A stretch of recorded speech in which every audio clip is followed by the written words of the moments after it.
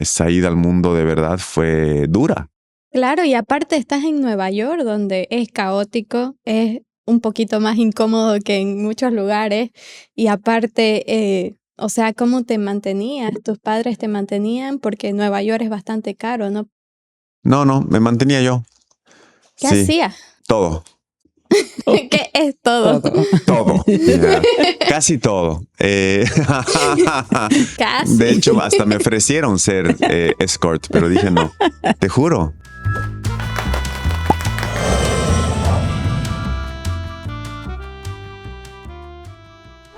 Hola, hola amigos, bienvenidos a un episodio más de Jungla a Jungla. En este día hablamos con Fernando Arce Echalar. Bienvenido, Fernando. Muchas gracias por tenerme aquí. Sí. Qué lindo lugar. Gracias. ¿Qué te parece? Me parece muy bien. Estamos aquí en Nueva York y yo creo que estamos muy ansiosos de saber qué relación tenés con Nueva York. De odio. Ya, y amor. Odio, exacto. Al mismo tiempo, tóxico, como ¿no? siempre. Eso es típico New York, Sí, eres exacto. amor y odio. Yo viví aquí 10 años y cada 3 años me quería ir. De hecho, cada 3 años ya arreglaba mis maletas para irme y aparecía algo, una audición increíble o un laburo que pensaba que me iba a catapultar a otros laburos y me quedaba 1 año más y 2 años y 3 años, ¿no? Y eran así ciclos de 3 años literalmente. Y amaba muchas cosas acá, pero era muy duro vivir acá, ¿no? Era muy duro y no por nada dicen if you make it in New York, you can make it anywhere. No sé si es verdad, pero yo creo que fue sí. muy duro, fue muy duro. Pero sí te da calle, digamos, te da mucha calle y de una forma, o sea, yo me fui un poquito, o sea, es otra historia, pero no fue planeada mi partida. Y el hecho de haber estado en Nueva York obviamente me dio como vos dices, ¿no? Mucha calle, pero también mucha perspectiva sobre qué es lo que realmente quieres, ¿no? O sea, después me fui al Brasil, donde yo vivía de niño. Me fui al Brasil yo de niño con 10 años de edad. Volví a Bolivia 1 año. Después me fui al Brasil a retomar, a reempezar. Y ahí hice mucho teatro y empecé a hacer televisión. Y claro, te vas dando cuenta que Nueva York es increíble, Estados Unidos es un país increíble, sin embargo no es lo único que hay, ¿no? Y después de unos años en el Brasil me tocó hacer una audición, estaba en Bolivia de vacaciones y me tocó hacer una audición para una peli. Volví al Brasil, después de la audición y meses después me escribieron un email y me dijeron que había quedado para la película. Entonces volví a Bolivia para hacer la película. Y desde entonces me quedé en Bolivia. Y esto ya son un poco más de 10 años, 12 años más o menos. Entonces nunca sabes, ¿no? Yeah. Nunca sabes Pero dónde a vas ver, a si estar. podemos volver un poquito así. Ya me fui yo a la M, ¿no? Con mis comentarios. Naciste en La Paz. Nací en La Paz. En La Paz. ¿Y Sí. te fuiste a Brasil de niño, adolescente? Mi madre se divorció cuando yo tenía 2 años de edad y se casó con un brasilero después de eso. Y nos fuimos al Brasil cuando yo tenía 10 años. Ok. Entonces sí hablas português? Falo português perfeitamente. Também, fala. Vamos fazer em português então essa parada, porque... Podcast. Podcast. Sí, ok. Entonces te fuiste, ¿en dónde en Brasil? A Río de Janeiro. Houston. Sí.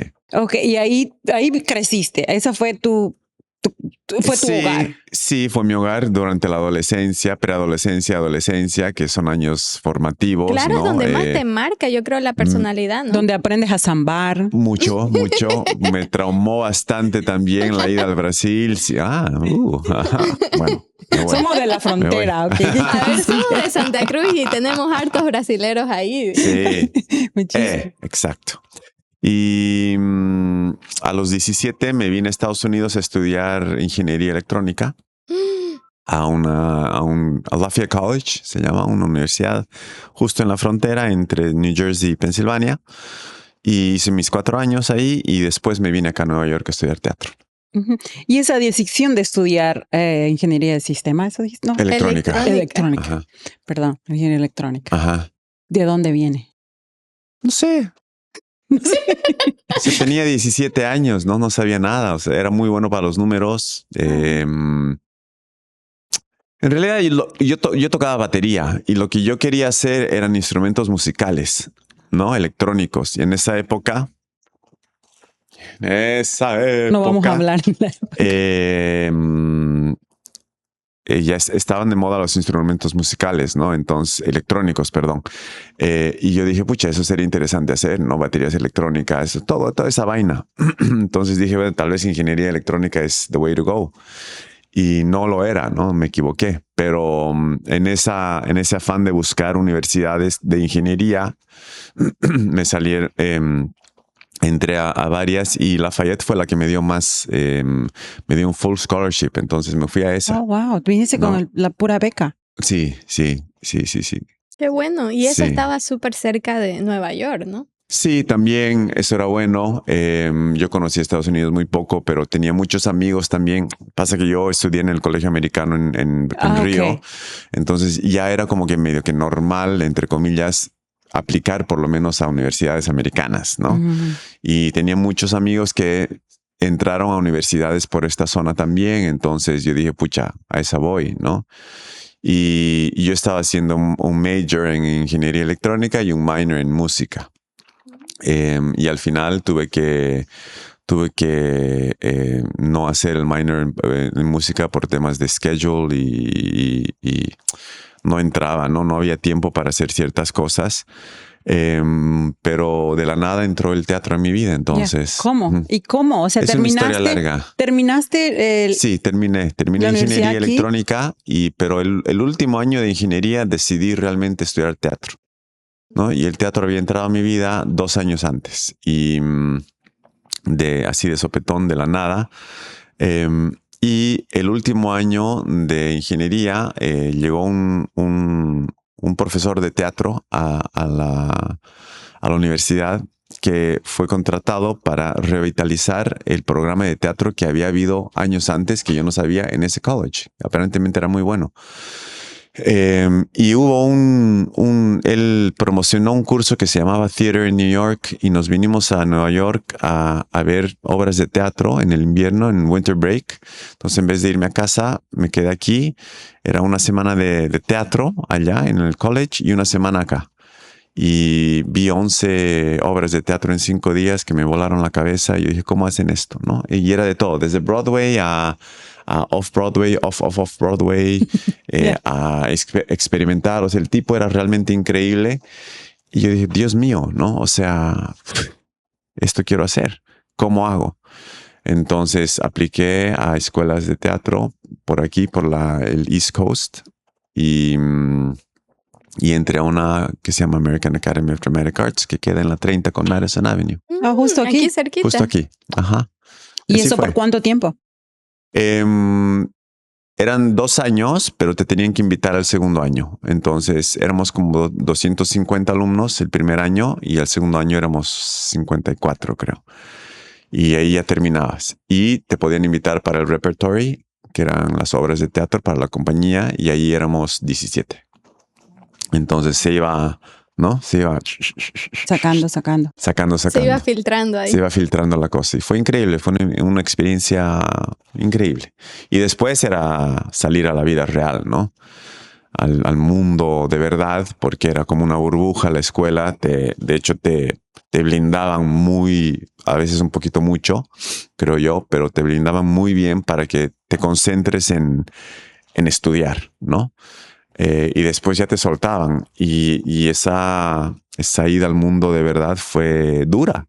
Claro, y aparte estás en Nueva York, donde es caótico, es un poquito más incómodo que en muchos lugares, y aparte, o sea, ¿cómo te mantenías? ¿Tus padres te mantenían? Porque Nueva York es bastante caro, ¿no? No, me mantenía yo. ¿Qué Sí, hacías? todo. ¿Qué es todo? Todo. Yeah. Casi todo. Casi. De hecho, hasta me ofrecieron ser escort, pero dije no.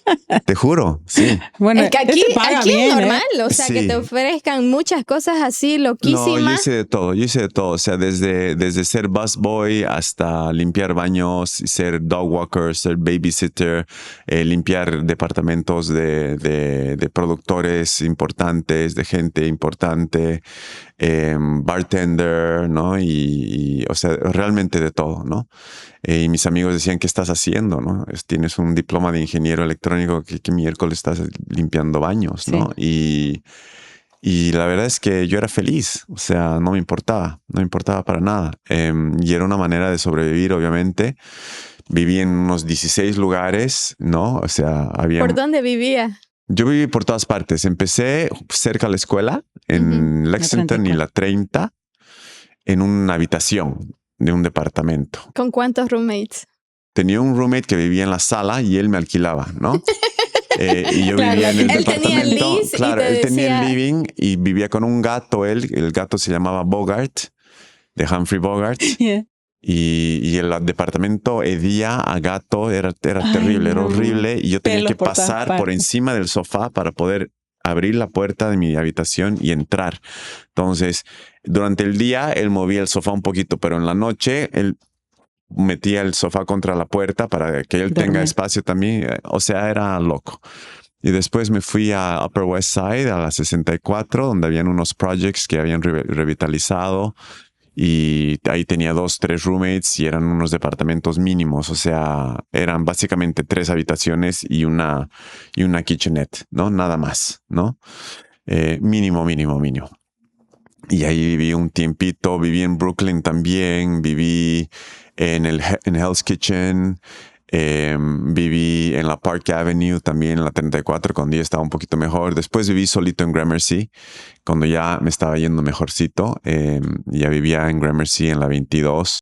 O sea, la hiciste, digamos, ¿no? Y yo creo que es... Claro, ya llegar a vivir solo, la verdad sobre eso, porque primero, como dices, vienes y vives en un sofá. Sí, ¿no? sí. Y luego cuando creo que ya la has hecho en Nueva York, que ahora puedo por lo menos pagar mi propio apartamento y vivir solo. Yo creo que ese es un lujo aquí en Nueva York. Es un lujo y es una decisión que tomas también, ¿no? Yo me acuerdo que hubo un momento en que volví al Brasil porque mi mamá se enfermó y fui a estar con ella. Y me quedé casi un año allá. Y hubo un momento en que, bueno, tuvimos una charla y me dijo, bueno, ya es hora de que te vuelvas. Yo dije, ni cagando vuelvo, ¿no? O sea, me quedo contigo. Y me dijo, no, anda, ok.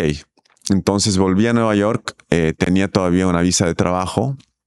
Entonces me dijo, aprovecha esa visa porque estás con la visa de trabajo, la H1. Dije, ok. Y me vine con $200 y pagados un mes de alquiler en un cuarto de un amigo mío, ¿no? Un amigo que ya era amigo de antes de volver al Brasil, y ellos vivían en Brooklyn. Entonces tenía 1 month paid rent y $200 en my ticket. Para sobrevivir. Entonces esos $200 me iban a durar unos cuantos días. Claro, entonces lo primero que hice fue llegar aquí con mi maleta y instalarme e ir a buscar laburo.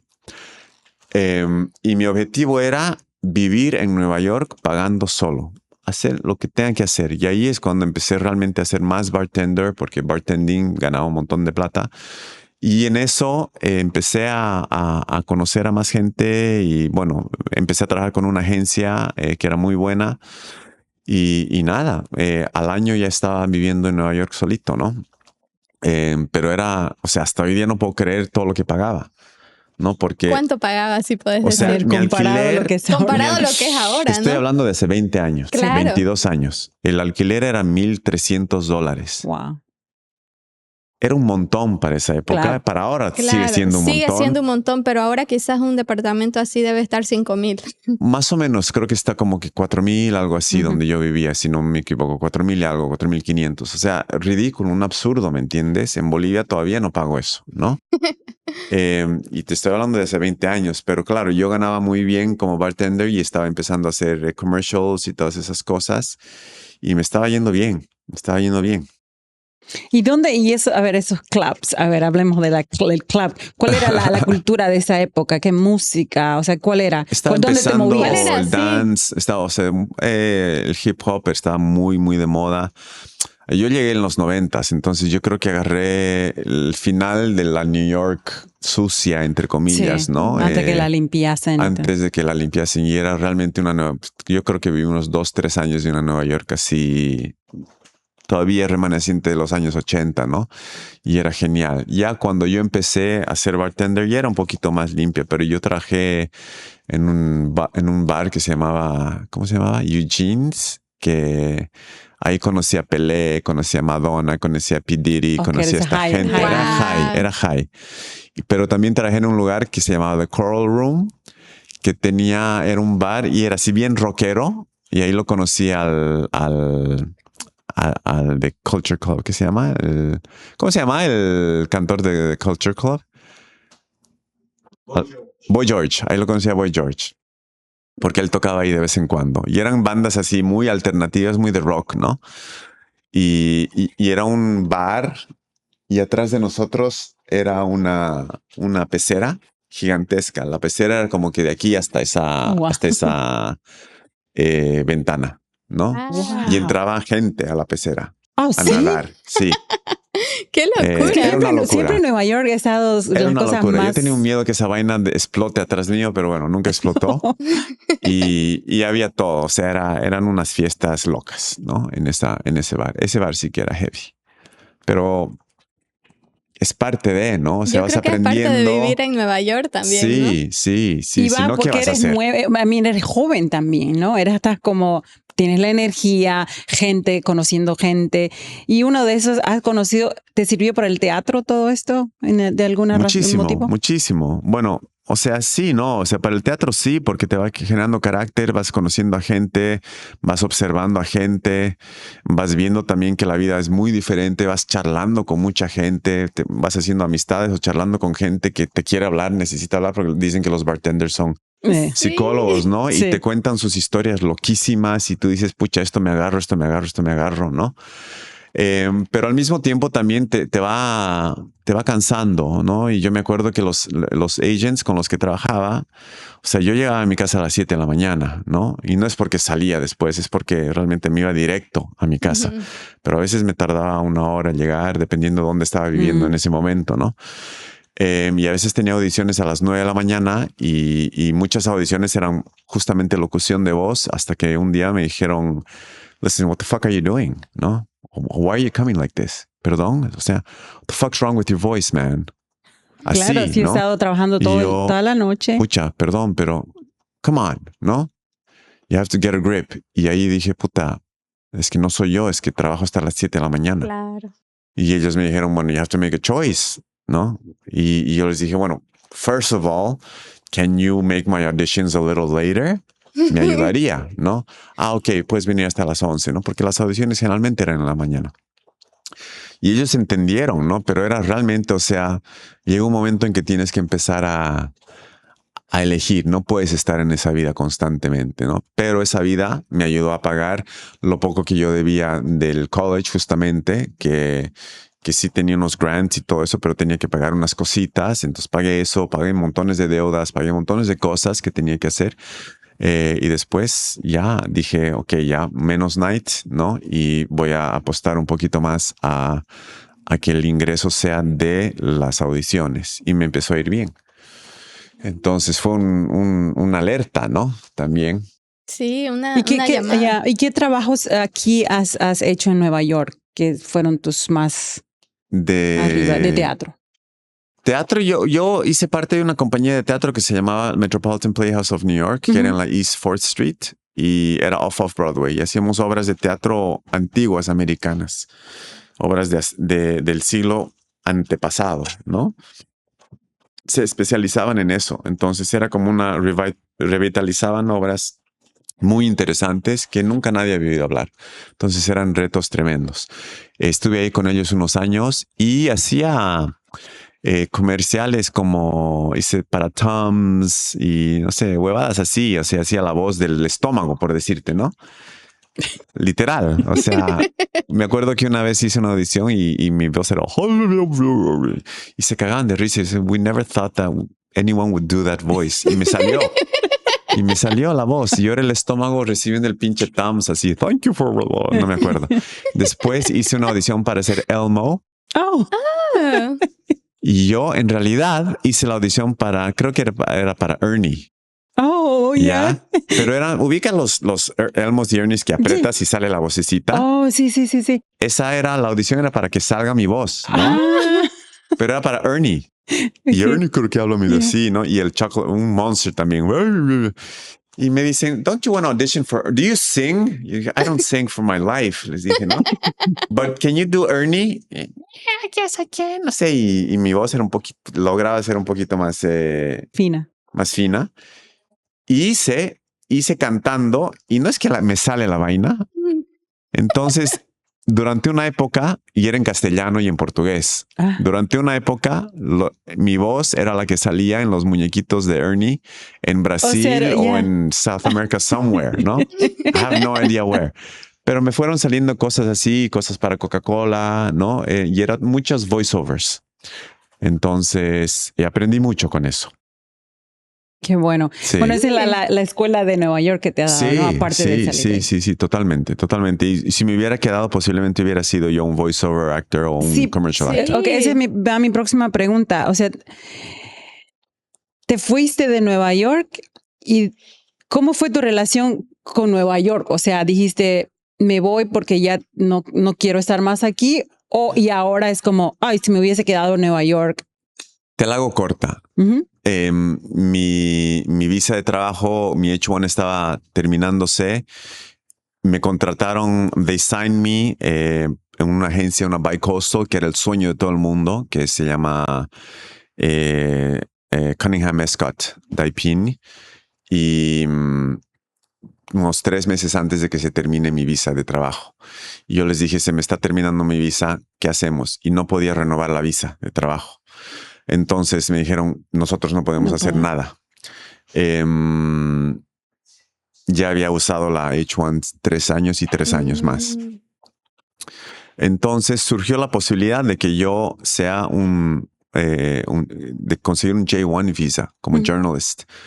Cosas de la vida de ser un correspondiente de un periódico boliviano aquí para cultura. Okay. O sea, y le dije esto a un abogado y me dijo, okay, let's go for the J1. Okay, you think I can get it? Sí. Entonces fui a Bolivia a renovar mi visa con una mochila y a visitar a mi abuela que estaba un poco enferma y nunca más volví. ¿Pero por qué? Porque me negaron la visa. ¡Wow! ¿Y qué hiciste acá con tus cosas y todo eso? Se fueron. Todo se fue. Lo de menos. Todo se fue. No lo vi. Entonces estoy volviendo aquí después de 20. Sí, después de 22. Wow. Este es mi retorno. Pero y ahí, o sea, me imagino que si hubieras querido volver, podrías quizás volver como turista también. Apliqué varias veces y me negaron la visa. Hasta ahora me negaron la visa y de hecho era un estrés, ¿no? Cuando tenías que venir acá, ahora recién. Sí, porque ya me habían negado la visa otras 2 o 3 veces. Wow. Y nos aprobaron la visa y aquí estoy. O sea, entonces la llegada a Nueva York ahora es después de 22 años, después de haberme ido solo para estar 2 semanas. Ajá, no, yo quiero saber igual qué te pasó allá, porque no sé, o sea, a ver, seamos claros, ¿no? La vida que uno vive aquí quizás es diferente, no sé cómo era la tuya antes, ¿no? Pero igual estabas ya mucho tiempo aquí y ir a Bolivia, no sé si te chocó, si otra vez tuviste que acomodar tu vida, porque fue un poco de repente, reacomodar la vida, porque, o sea, fue un ejercicio de desapego mínimo, porque eran 14 años de vivir acá, 14, ¿no?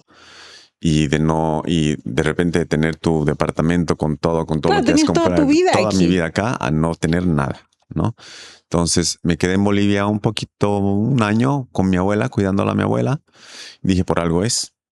Eventualmente, I'll apply again. De hecho, después de un año, I applied y me la negaron de nuevo. Y me fui al Brasil a empezar todo de nuevo. Y ahí es donde lo que les contaba del Brasil y bla, bla. Y después de unos años me fui a Bolivia. Entonces, no fue fácil, pero me obligó a entender también que hay muchas más cosas, ¿no? Y yo le digo eso mucho, yo doy clases y les digo a mis alumnos, o sea, hay mucha gente que se quiere venir aquí a Estados Unidos a estudiar o a vivir. Y yo les digo, ok, está súper, pero no es lo que ustedes creen necesariamente. Es muy complicado, es muy difícil. Su inglés tiene que ser perfecto. El look que tienen ya los va a limitar, ¿no? Y yo he tenido mucha suerte, o sea, yo en Brasil empecé con 2 compañías de teatro, fue donde empecé a hacer teatro años antes, y empecé a hacer televisión, empecé a hacer un poco de cine, y después iba a hacer cine a Bolivia de vez en cuando, y de repente en Bolivia hice más cine, me quedé a vivir en Bolivia, empecé a dirigir, empecé a escribir. Entonces, yo creo que estés donde estés, tienes que batallarla, ¿no? Y a mí un poquito me obligó eso. Y yo nunca pensé que iba a ser escritor, nunca pensé que iba a dirigir, nunca pensé que iba a hacer nada de eso, porque aquí en Estados Unidos, si eres actor, ¿no? Claro. Especialmente en esa época. Hoy en día creo que ya hay más diversificación en ese sentido, ¿no? Hay como que un emprendedorismo más de parte de los actores, pero igual, o sea, y de hecho si eres actor de cine, eras actor de cine, si eres actor de televisión, eras eso. O sea, no había el crossover que hay hoy en día, ¿no? Commercial actors eran commercial actors y listo. Entonces yo doy de una forma, doy muchas gracias a Dios por haberme dado esa oportunidad, porque ya he podido hacer, no sé, 30 pelis, ya, ¿me entiendes? No sé si eso me hubiera pasado aquí, puede ser que sí, puede ser que no, pero sí me pasó. Sí. Entonces... Hubiese sido tal vez más challenging, porque Sí. tendrías que mostrarte en cada rubro, ¿no? Pero entonces Sudamérica, eso fue lo que te dio Bolivia, Brasil. Bolivia me dio muchas cosas, ¿no? Bolivia me dio muchas cosas y yo creo que también le doy a Bolivia muchas cosas, ¿no? Y el año pasado, por ejemplo, tuve la chance de filmar una peli en Bolivia, filmar mi primera película como director, que acaba de salir del horno, ¿no? Ya está lista, ya salió la semana pasada. Me fui a Colombia a filmar, después me fui a Italia a filmar, me fui a Argentina a filmar. ¿Qué? ¿Qué se llama? Yo, Fernando Arce Chalar. La peli. ¿Mi peli? Sí. Se llama El Coro. El Coro. El Coro, sí. Hablamos un poquito más de eso, si podés, ¿no? Puedo, pero bueno, ya tendremos chance de hablar. Es sobre 4 middle-aged women, ya amigas que podés visitar acá, ¿no? Ya podemos tener otra oportunidad. Segurísimo. Ahora, todo esto, ¿no? Te viene la oportunidad de la película Cielo. Contanos un poco cómo fue trabajar en la peli. Fue maravilloso, fue un reto tremendo porque, y es una pena que la Fernandita no esté acá, ¿no? Que es la protagonista, la extrañamos siempre, pero ella fue el motorcito en set, ella y Alberto fueron los 2 motores, ¿no? En set, y fue un reto en el sentido de yo veía en ella un talento inmenso, sin embargo, constantemente las circunstancias te hacían recuerdo de que era una niña a final de cuentas, no un adulto, aunque ella te hablaba como adulto, ¿no? ¿Y era la primera vez que tú trabajas con niños en set? No, pero tanto sí. O sea, yo ya había trabajado en otras películas con gente que, o sea, niños que eran o mis hijos pero ella era constantemente estaba en la película, ¿no? Y ella... Main character. Ella, sí. Entonces, siempre había que tener mucho cuidado de cómo lidiar con ella fuera de cámara también, ¿no?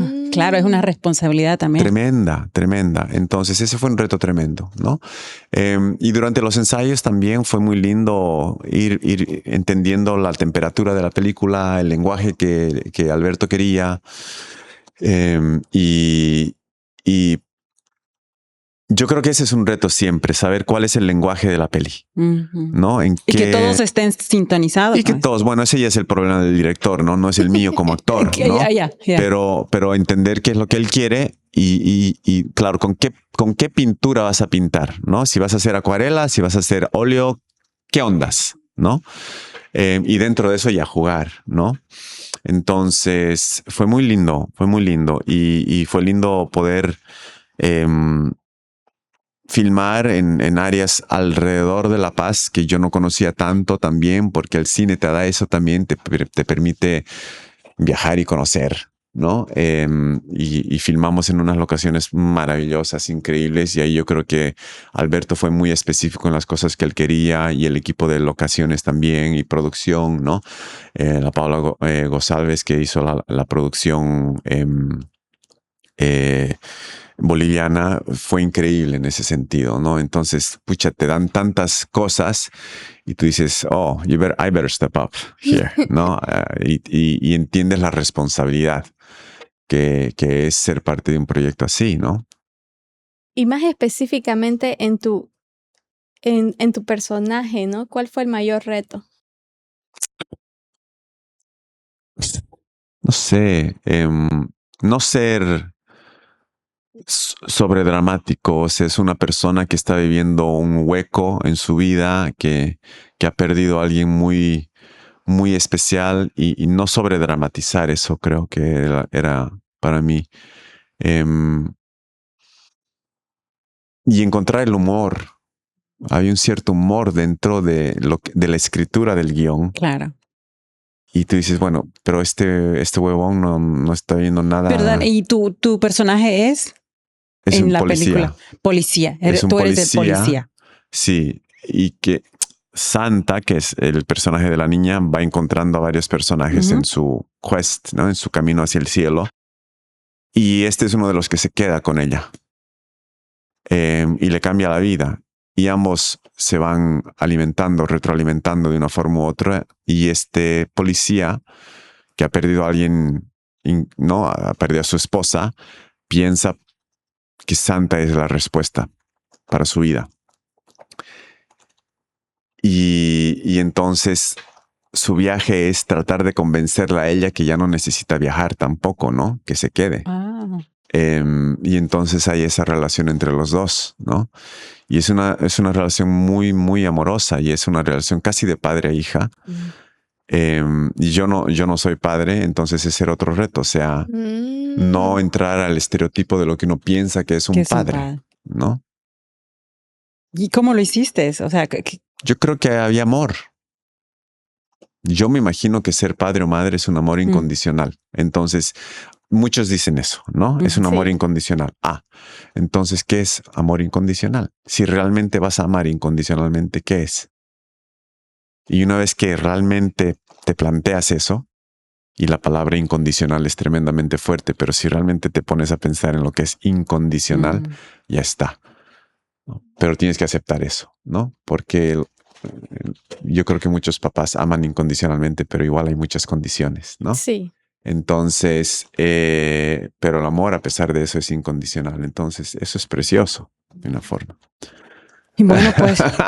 Sí, ya nos dejaste ahí con... Sí, como pensando. ¿Ustedes son madres? Solo incondicional. No. Solo se me viene la incondicional a la mente.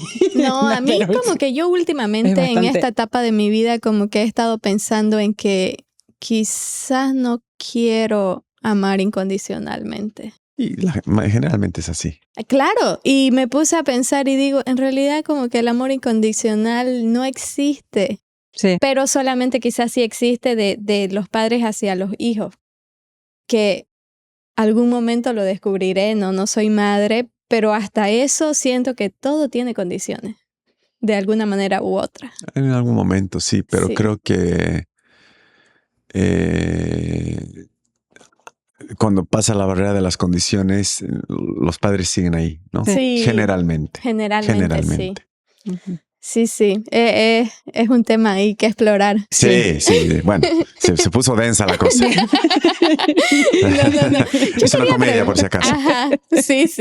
No, ¿y cómo influyó para vos el tema de la esperanza, ¿no? De la fe que nos contaba ya Alberto, que lo tuvimos aquí, que eso era algo que quería transmitir o que había transmitido con la película? Sí, también. O sea, yo creo que esta niña le trae un poco de esperanza, una posibilidad de seguir adelante al personaje que yo vivo y a los otros personajes también. No puedo hablar sobre los otros actores, pero sí, a mi personaje le trae una posibilidad de seguir adelante con la vida, pero él lo toma de una forma que ella no quiere, ¿no? Entonces, y esa es la relación muy linda que tienen entre los dos, ¿no? Entonces, lo que sucede a partir de eso, ¿no? De ese embate entre los dos. Pero sí, o sea, y yo creo que ella es tal vez el cielo para él de una forma. ¿O qué es el cielo para nosotros? ¿Quién? ¿No? O sea, claro, independiente de la religión que tengas o de lo que creas, el cielo tiene un simbolismo. Creo que es ese lugar perfecto, ese lugar donde queremos llegar, donde todo va a estar bien, ¿no? Mientras tanto vamos viviendo, pero vamos a llegar a un lugar donde todo va a estar bien. Y en realidad, yo creo que la película dice, ese lugar tiene que ser antes El cielo está en vos. Claro. ¿No? Este lugar no puedes estar esperando, ¿no? Claro, llegar Independiente de lo que te pase, lo que te toca, las tragedias te tocan y a veces sí es más difícil aceptar ciertas cosas que otras. Hay gente que tiene vidas mucho más complicadas que otras personas, pero es lo que te tocó y es a veces más difícil llegar a ese cielo o vivir ese cielo. Y a veces no, a veces necesitas que una tragedia te dé un sopapo para que realmente entiendas que ya, o sea, ¿qué esperas? ¿No? Sí. ¿Qué esperas? ¿No? Y en fin.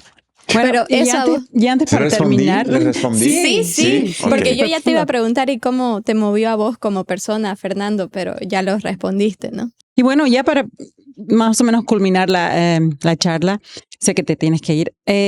Cuéntanos, ¿eres profesor de artes marciales o haces También artes marciales? Practiqué artes marciales aquí ¿Qué en artes Nueva York. marciales? Empecé, se llama Ninpo Taijutsu. Oh, Hubo un Taijutsu. momento en que estaba ya hasta aquí con el teatro. Dije, ya basta, ya no quiero más, ¿no? Y me metí a hacer artes marciales y me volví profesor. Porque me metí así a full, ¿no? Y me volví sensei. O sea, con todo eso de Cinturón trabajo que negro. tenías aquí, También, sí, teatro, dijiste, me voy al arte marcial. Sí. No entiendo Y de me dónde cambió la vida. sacabas tiempo, o sea, no dormías. No dormía mucho. La verdad La es que no. juventud. Pero sí, pero me salvó la vida literalmente y me volvió un mejor actor porque cuando volví al teatro, las artes marciales me Confianza en tu jalaron cuerpo.